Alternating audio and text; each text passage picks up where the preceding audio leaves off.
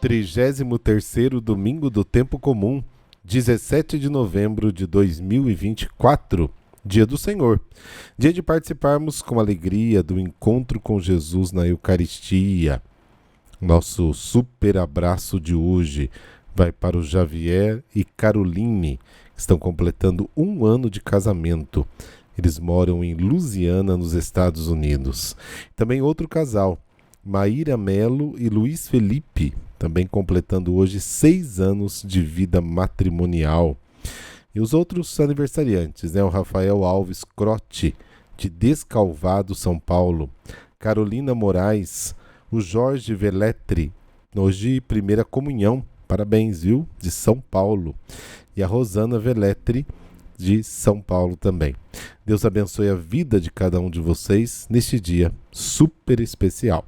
Este podcast é um oferecimento. Julieste Transportadora. Soluções em transporte de cargas. Máxima qualidade de serviço e segurança em todas as etapas do transporte. Doutor Fernando Sinagava, ortopedista especialista em ombro e cotovelo.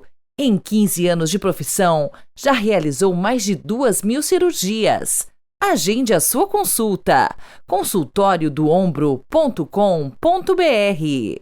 Na descrição deste podcast, você encontra o site de todos os nossos patrocinadores. Prestigie! A profunda mudança do cosmos, descrita por Marcos entre as metáforas e a realidade, anuncia a iminência do fim, que introduz uma imensa novidade. O aparecimento do Filho nas nuvens abre à humanidade a dimensão celeste.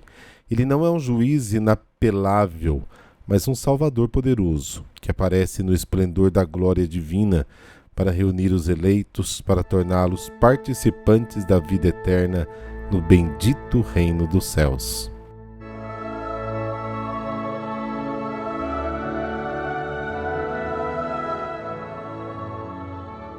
Pelo sinal da Santa Cruz, livrai-nos Deus, nosso Senhor, dos nossos inimigos. Senhor nosso Deus, fazei que a nossa alegria consista em vos servir de todo o coração, pois só teremos felicidade completa servindo a vós, Criador de todas as coisas. Amém.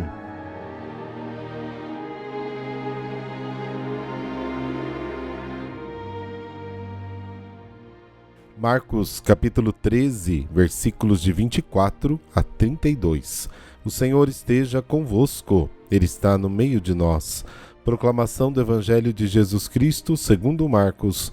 Glória a vós, Senhor. Naquele tempo Jesus disse a seus discípulos: naqueles dias, depois da grande tribulação, o sol vai se escurecer e a lua não brilhará mais.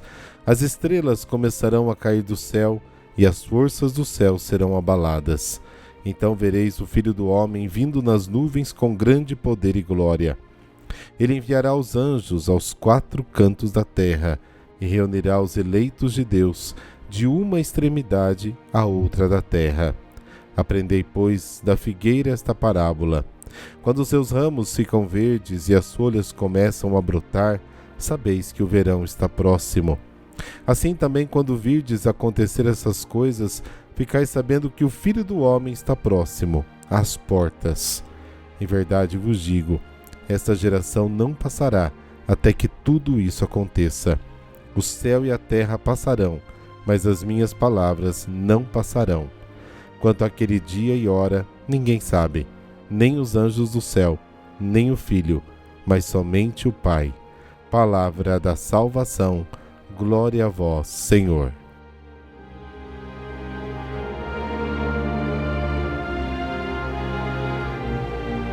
O Evangelho de hoje poderia até ser uma canção, e ela poderia ter o nome de Uma Canção de Esperança.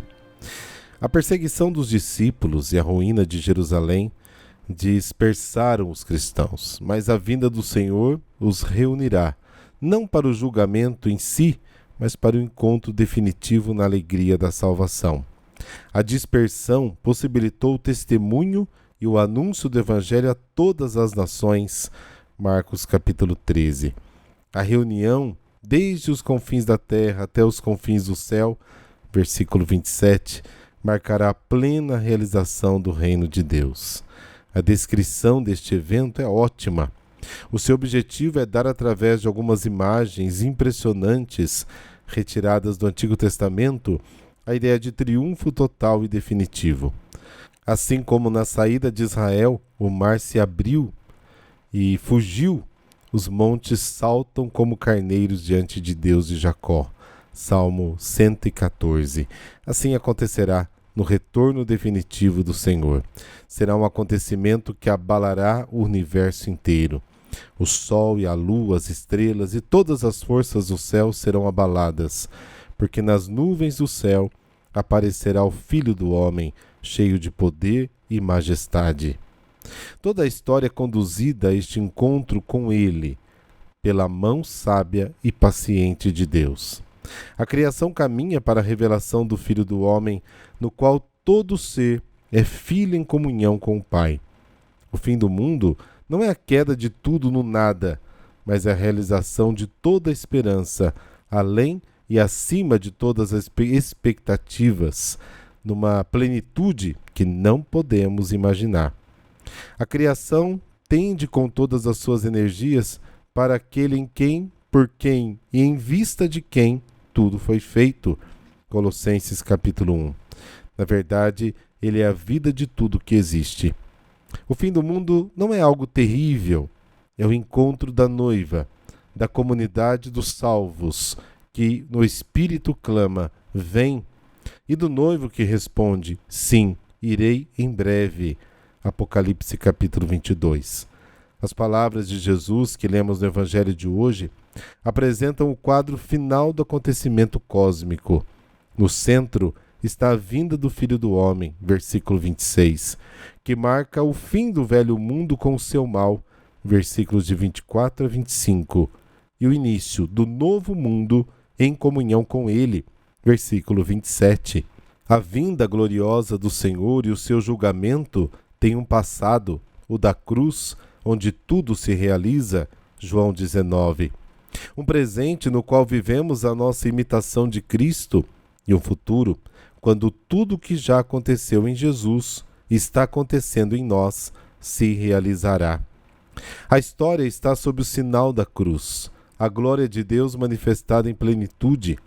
O braço poderoso com o qual Deus venceu o mal são os braços misericordiosos do Filho pregados na cruz e estendidos a todos os homens. O juiz do mundo é aquele que morre na cruz por nós, pecadores. Portanto, o seu julgamento é este: aquele que é justo carrega sobre si o nosso pecado e justifica todos os injustos que se reconhecem como injustos e aceitam a sua graça. O julgamento de Deus é o seu amor salvador. Ele nos julga somente depois de ter perdoado todos os nossos pecados. O presente trágico, portanto, não é desprovido de esperança. É desse trabalho necessário do qual deve nascer o mundo novo e definitivo. Para os cristãos não há espaço para o pessimismo. Sabe que pode ter esperança e que a sua esperança não será frustrada. Mas quando o Senhor virá, mais precisamente? Só o Pai sabe. Jesus não revelou isso a ninguém, porque o Pai não lhe deu essa permissão. O dia e a hora do fim da nossa vida e do mundo são certos e determinados por Deus e desconhecido para nós. Assim Deus sabiamente o estabeleceu para o nosso bem. Na verdade, se soubéssemos o dia e a hora desses acontecimentos, cairíamos num terror paralisante e numa expectativa alienante. Se Jesus não nos revelou o fim da nossa vida, é porque ela não nos serviu e teria arruinado totalmente a nossa existência. Toda a história agora nada mais é do que o tempo da paciência de Deus. Diante do Senhor, de 2 Pedro capítulo 3, um dia é como 1000 anos, e 1000 anos como um único dia. Paciente convosco, não querendo que ninguém pereça, mas que todos se arrependam. Bom, na verdade, Deus, nosso Salvador, quer que todos os homens sejam salvos, 1 Timóteo capítulo 2 e em Lucas capítulo 14, e que a sua casa fique plena, cheia de gente.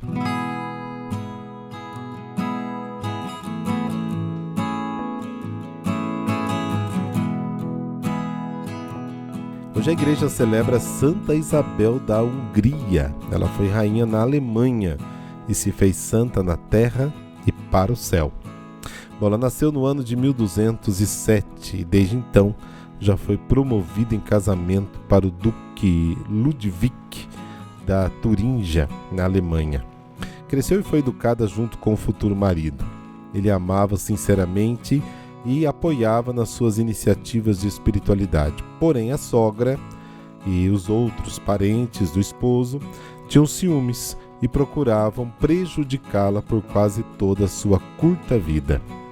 Embora em nada descuidando do seu papel de esposa e mãe, o que mais caracterizou Isabel foi a sua vida de espiritualidade e particular caridade com os pobres. Como a ele se dedicava não só ao próprio serviço, pessoalmente lavando-os, alimentando-os, vestindo-os, mas também utilizava dinheiro para suas necessidades.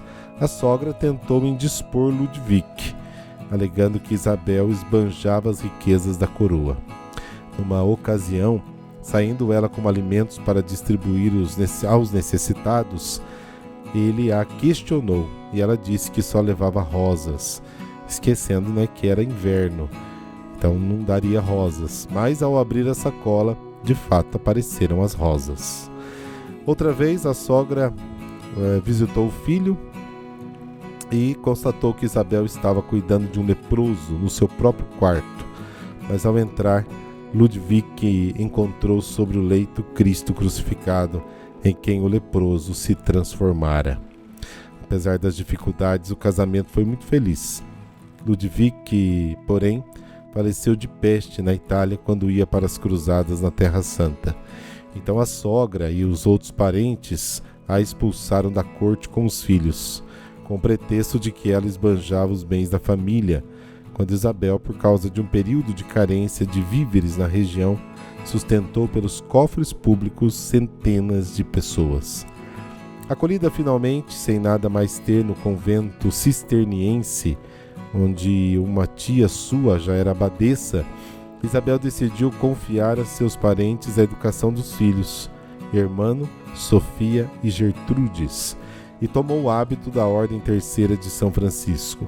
Confrontados por companheiros de Ludovic nas cruzadas, os seus irmãos, os príncipes, arrependeram-se pedindo perdão a Isabel e restituiu-lhe os bens. Ela, porém, preferiu viver na pobreza, numa modesta residência, onde, com o valor da sua herança, mandou construir um hospital. Morreu em 1231 aos 24 anos. Foi noiva aos 14, mãe aos 15 e viúva aos 20. Por causa dos milagres ocorridos no seu túmulo, foi canonizada já em 1235 e declarada padroeira da Ordem Terceira Franciscana. Oremos. Deus nosso Pai, Santa Isabel foi um conforto para os pobres e defensora dos desesperados. A ninguém negava sua caridade ou apoio nas horas difíceis. Colocou a serviço dos necessitados todas as suas riquezas. Transformai também o nosso interior, para que sejamos luz para o mundo de hoje, como Santa Isabel foi para o seu tempo. Amém. Abençoe-vos o Deus Todo-Poderoso, Pai, Filho e Espírito Santo. Amém.